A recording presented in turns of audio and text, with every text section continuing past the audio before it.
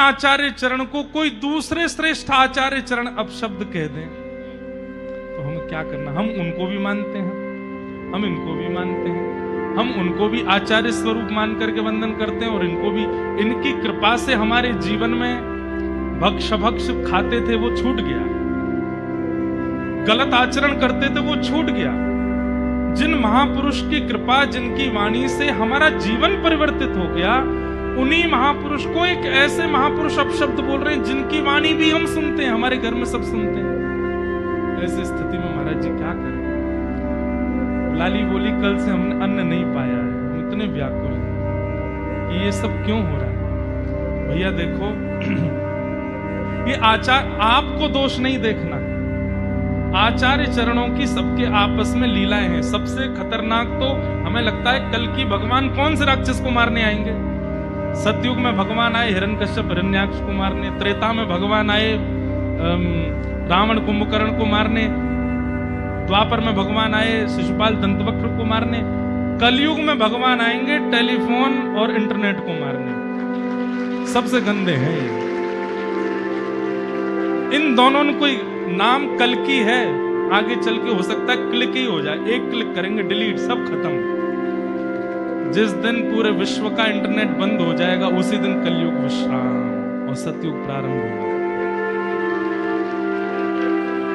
आपसे हमारी प्रार्थना है कल को कितने भी श्रेष्ठ आचार्य चरण अगर किन्हीं महापुरुष के बारे में कुछ ऐसा बोल दे रहे हैं, आप उसको केवल आपसी विनोद समझो, उसको ज्यादा हृदय पर लेकर के आपको क्यों करना है चयन, कौन श्रेष्ठ कौन अश्रेष्ठ? आपके लिए सब श्रेष्ठ होने चाहिए।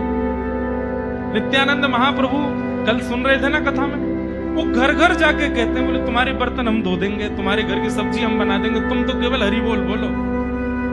जब वे ये बात कह सकते हैं, चैतन्य महाप्रभु कहते हैं कि इस कलयुग में किसी जीव का त्याग नहीं करना, किसी जीव का उद्धार नहीं करना, सबको स्वीकार करना। क्यों?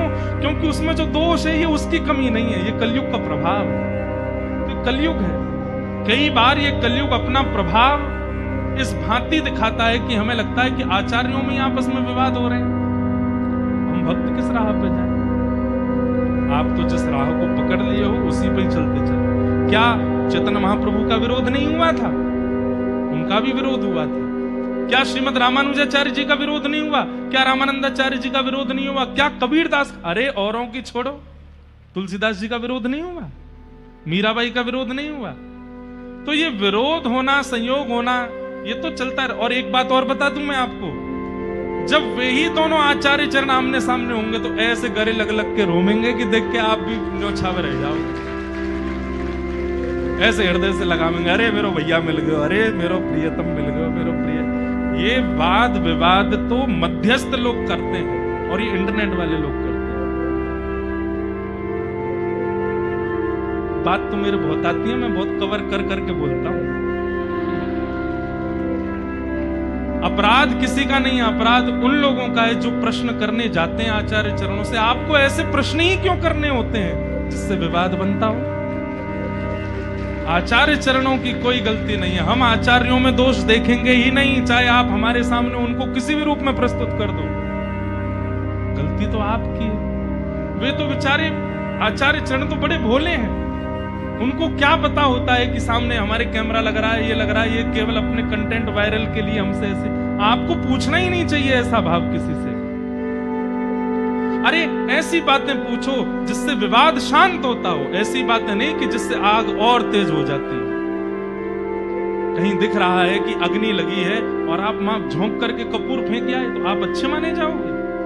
कहीं लगा कि भाई अग्नि चली है तो वहां जाओ, जाकर के थोड़ा पानी डाले आओ।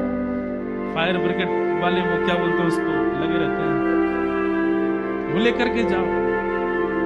वैष्णव का स्वरूप है, वो विवाद को और तीव्र नहीं करता, विवाद को शांत करता। इसलिए हमारी आपसे प्रार्थना है, कभी भी किन्हीं भी आचार्य चरणों के समीप जाइए, हमारे पास भी आइए, हमसे भी किसी और की बातें मत कहिए। कई लोग बोलते हैं महाराज जी आपसे पहले वो वाले महाराज जी आए थे, वो तो ऐसा ऐसा कह रहे थे, उन्होंने तो ऐसा ऐसा कहा। आपको क्यों दोनों के बीच में चिंगारी डाल ली है? उन्होंने जो कहा वो सुन लिया, अब हमारी बात सुन लो बस। जिसमें आपको निष्ठा होती है उसका पालन करो। हमारी आपसे प्रार्थना है, ये वाद विवादों में मत चलो, बहुत कम समय बचा है हमारे पास में, जीवन बहुत छोटा है। ठाकुर जी का नाम स्मरण करके अपना जीवन उद्धार कर लीजिए।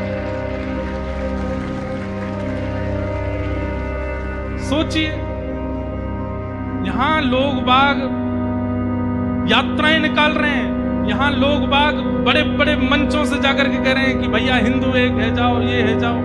अरे हिंदू उनकी कहा चले, यहाँ संप्रदाय एक नहीं हो पा रहे, भक्त एक नहीं हो पा रहे, भक्तन में लड़ाई चल रही है, तिलकों पे लड़ाई चल रही है, मंत्रों पे लड़ाई चल रही है, वेशभूषा पे लड़ाई चल रही है।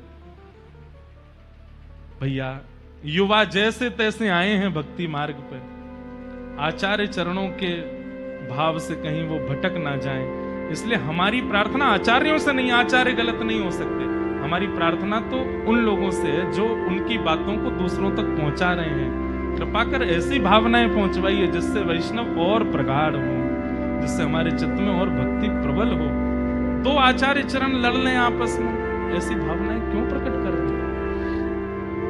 यहां देखिए, श्रीमद वल्लभाचार्य जी महाराज पुष्टि मार्ग के प्रवर्तक और श्री चैतन्य महाप्रभु श्री गौड़िया वैष्णव परंपरा के प्रवर्तक जगन्नाथपुरी में दोनों भुजा उठा करके नृत्य कर रहे हैं। अब देखो एक लीला और घटी। चैतन्य महाप्रभु नृत्य करने के बाद जब प्रवचन करने लगे, अपने प्रवचन में चैतन्य महाप्रभु कुछ भी बोल रहे हैं तो इसका मतलब श्री कृष्ण बोल रहे हैं, क्योंकि कृष्णावतार, कृष्ण ही चैतन्य महाप्रभु बन के आए। तो क्या कहते हैं? श्रीमन महाप्रभु वल्लभाचार्य जी महाराज अग्नि के अवतार हैं, ऐसा हमने सुना है, परंतु हम आपको उद्घोषित करते हुए कहते हैं ये श्री कृष्ण ही आए हैं, ये श्री कृष्ण ही हैं, ये श्री जगन्नाथ जी ही हैं, ये आचार्य चरण नहीं है, साक्षात भगवान ही हमारे सामने बैठे। अपने प्रवचन में उन्होंने कह दिया कि साक्षात श्री कृष्ण हैं, और सब अपने अनुचरों से कहा कि ठाकुर जी मान करके ही इनको प्रणाम कीजिए, आचार्य चरण। अगले दिन आचार्य चरण चैतन्य महाप्रभु जी से बोले आप आज हमारे यहाँ प्रसाद पाने के लिए आइएगा। तो चैतन्य महाप्रभु बोले हम सुबह आएंगे आपके। तो जगन्नाथपुरी में जहां पर वल्लभाचार्य जी निवास कर रहे थे वहां चैतन्य महाप्रभु पहुंचे। तो आप जैसे आए, आकर के थोड़ी देर आपकी वार्तालाप हुई, इतने में ही आपने अपनी गृहिणी को आज्ञा की चैतन्य महाप्रभु आए हैं, कुछ भोग प्रसादी लेकर के आओ। तो आपकी पत्नी भीतर गई, बहुत देर तक बाहर नहीं आई। तो महाप्रभु जी बोले इतनी देर हो गई प्रसाद लाने में? भीतर गई तो देखा आपकी पत्नी चुपचाप खड़ी थी। तो महाप्रभु जी बोले अरे चैतन्य महाप्रभु खड़े हैं और तुम अभी तक कुछ लेकर के नहीं आई? बोले कि ठाकुर जी का तो अनवसर हो गया है और भोग लगी सामग्री सारी बट गई है, तो सब अमनिया रखा है, भोग लगा हुआ सामग्री नहीं है। अमनिया मतलब जो ठाकुर जी को भोग ना लगा हो वो सामग्री रखी है। अब जब तक भोग नहीं लगेगा तब तक मैं कैसे दे दूं? वल्लभाचार्य जी के नेत्र सजल हो गए। बोले लेकर के आओ, अमनिया सामग्री लेकर के आओ। बोले क्यों? बोले कृष्ण ही तो आए हैं, अमनिया का ही भोग लगाओ, चैतन्य महाप्रभु साक्षात कन्हैया ही हैं।